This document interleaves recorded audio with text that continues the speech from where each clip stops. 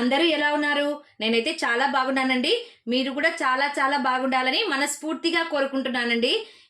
ఈ రోజు వచ్చేసి ఒక మంచి టేస్టీ రెసిపీతో మీ ముందుకు వచ్చేసాను. ప్రెసెంట్ మనకు వింటర్ లో చాలా ఫ్రెష్ గా దొరికేటటువంటి క్యాలీఫ్లవర్ తో ఒక చక్కటి రెసిపీని చేసి చూపించబోతున్నానండి. క్యాలీఫ్లవర్ సింపుల్ గా ఎలా చేసుకోవాలో ఫ్రైని చూపించబోతున్నాను. వీడియోని ఎక్కడా స్కిప్ చేయకుండా లాస్ట్ వరకు చూడండి. నా వీడియో నచ్చినట్లయితే ఒక లైక్ చేయడం మాత్రం మర్చిపోవద్దండి. ఇంకా కొత్తగా ఎవరైనా చూసే వాళ్ళుంటే నా ఛానల్ను తప్పకుండా సబ్స్క్రైబ్ చేసుకోండి. క్యాలీఫ్లవర్ ఫ్రై ఎలా చేయాలో చూద్దాం రండి. చూడండి,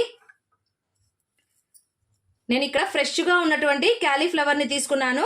ఇప్పుడు దీన్ని చిన్న చిన్న పీసెస్ లాగా కట్ చేసుకుందాము. క్యాలీఫ్లవర్ని అంతటిని ఈ విధంగా తీసేసుకోవాలండి. బాగా చిన్న చిన్న పీసెస్ లాగా కట్ చేయండి. మరీ అంత చిన్నగా లేకుండా కట్ చేసుకోవాలి.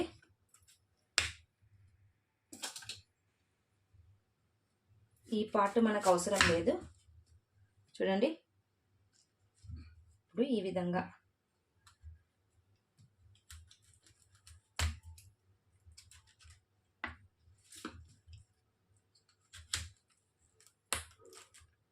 చూడండి, కట్ చేసిన తర్వాత ఈ భాగాన్ని తీసేసుకోవాలండి. ఇది అవసరం లేదు. ఈ కాడ భాగము మనం ఇక్కడ ఫ్లవర్ని మాత్రమే వేసుకుంటున్నాము. చూడండి, మరీ ఎక్కువ లేకుండా ఈ విధంగా చిన్న చిన్న పీసెస్ లాగా కట్ చేసుకోవాలి.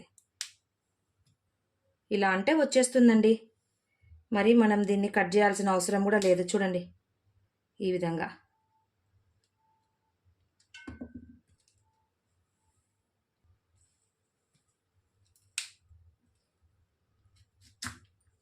ఈ మాత్రం సైజులో కట్ చేసుకోవాలి. చూడండి, ఇప్పుడు అన్నిటినీ ఇదే విధంగా కట్ చేసుకుందాము.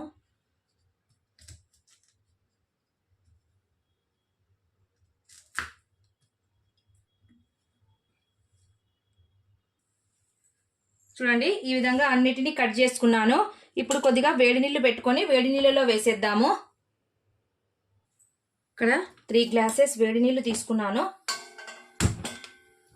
ఇప్పుడు స్టవ్ ఆన్ చేసేసి వాటర్ని బాయిల్ చేసేద్దాము. ఇందులోనికి కాస్త కల్లుప్పును వేసేసుకుంటున్నాను. చూడండి, అలాగే కాస్త పసుపును యాడ్ చేసేసుకోవాలి. ఏదైనా పురుగు అట్లా ఉంటాయి కదండి, అందుకోసం అనేసి నేను హాట్ వాటర్లో వేసి ఒక పొంగు వచ్చేంత వరకు ఉంచి తీసేసుకోవాలి.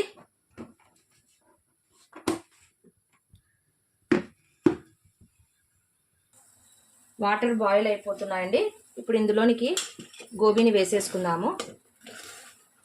1 or 2 minutes బాయిల్ చేస్తే చాలండి. మరీ ఎక్కువగా బాయిల్ చేయొద్దండి.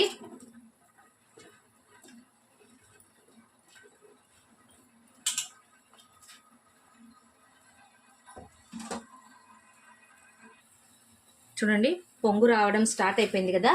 ఇప్పుడు వీటిని పక్కన ప్లేట్లోకి తీసేసుకుందాము.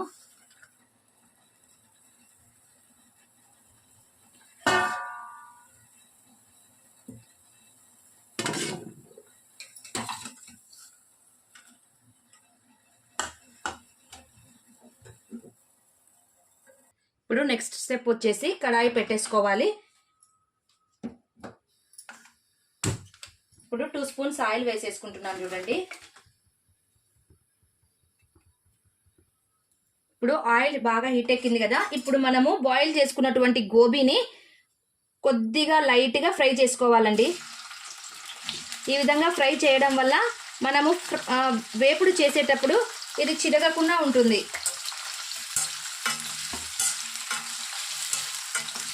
ఒక 2 seconds ఫ్రై చేస్తే చాలండి. మరి ఎక్కువగా ఫ్రై చేయాల్సిన అవసరం లేదు. ఈ విధంగా చేయడం వల్ల మనం ఎలా కట్ చేసామో గోబీ అలాగే ఉంటుందండి. మెత్తపడి చిరగకుండా ఉంటుంది.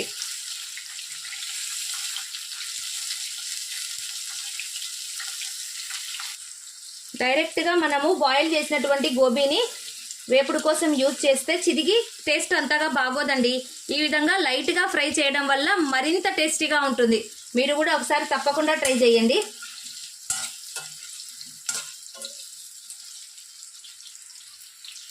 ఇందులో ఆయిల్ కూడా నేను ఎక్కువ వేయలేదండి. ఒక 2 స్పూన్స్ వేసాను. అందుకే కొద్దిగా బ్యాచెస్ లాగా వేసుకొని ఫ్రై చేసుకుందామని ఇందులో సగం వేసాను. చూడండి, ఇంకా సగం ఉన్నాయి. కొద్దిగా కలర్ షేడ్ అయ్యేంత వరకు ఫ్రై చేయండి. ఆల్రెడీ మనం కొద్దిగా బాయిల్ చేసాము కదా, ఇంకా మనం ఎక్కువ కుక్ చేయాల్సిన అవసరం లేదండి.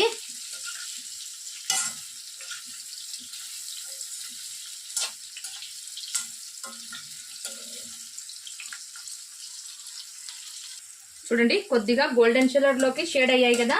ఇప్పుడు వీటిని పక్కకు తీసేసి మిగిలినటువంటి గోబీని అందులోనికి వేసేసుకుంటాను.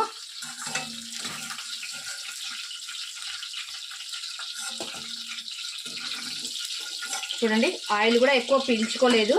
ఇప్పుడు నెక్స్ట్ బ్యాచ్ వేసేసుకోవాలి.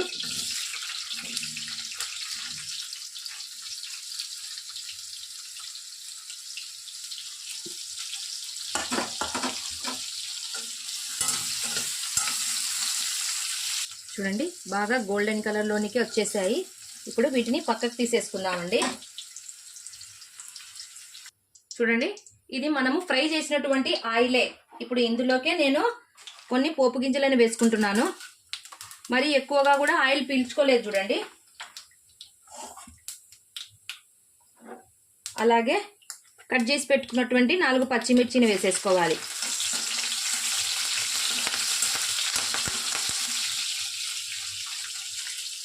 కాస్త కరివేపాకును వేసేసుకుంటున్నాను.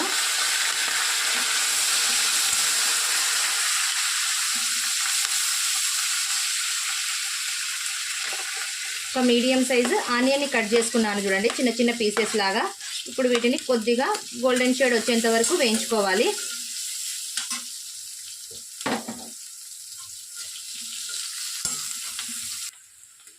ఆనియన్స్ కాస్త బ్రౌన్ కలర్లోకి చేంజ్ అయిన తర్వాత 1 స్పూన్ అల్లం వెల్లుల్లి పేస్ట్ని వేసేసుకుంటున్నాను.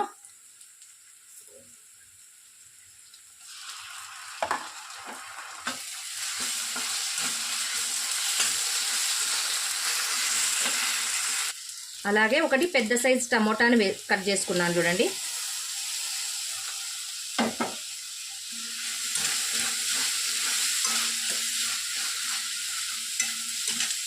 ఇప్పుడు ఇందులోకి లైట్గా పసుపుని యాడ్ చేసుకోవాలి. అలాగే సాల్ట్ని వేసేసుకుంటున్నాను.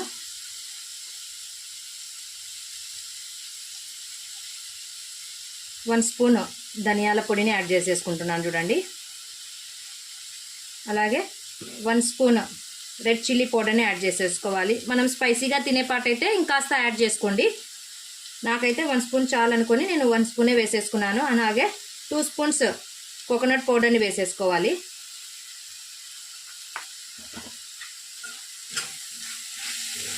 ఒక 2 మినిట్స్ కొద్దిగా టమోటా మగ్గేంత వరకు దీన్ని క్లోజ్ చేసేసి అలాగే వదిలేద్దామండి. చూడండి 2 మినిట్స్ తర్వాత చూస్తే టమోటా బాగా మగ్గిపోయింది చూడండి.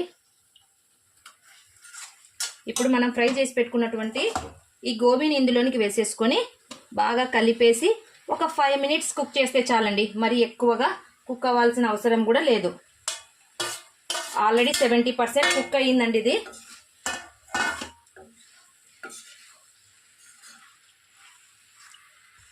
చూడండి బాగా కలిపేసాను. ఇప్పుడు కాస్త ఫ్రెష్ కొత్తిమీరని వేసేసి ఒక 5 మినిట్స్ మూత పెట్టేసి కుక్ చేసేద్దాము.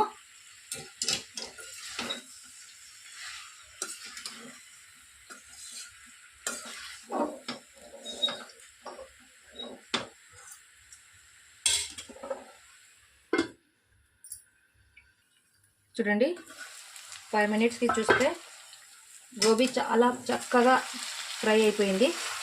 చూసారుగా ఎక్కడ చిరగకుండా చూడండి. మనం ఇలా కట్ చేసామో పీసెస్ అలాగే ఉన్నాయి చూడండి. చూడండి ఈ విధంగా చేయడం వల్ల గోబీ మెత్తపడదు మరియు చిరగదండి.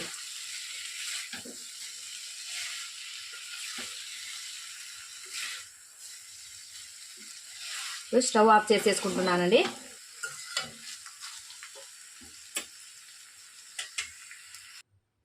చూడండి ఫైనల్లీ ఎంతో టేస్టీగా ఉండే, ఎంతో సింపుల్ గా చేసుకునేటటువంటి ఒక డెలీషియస్ వేపుడు రెడీ అయిపోయిందండి.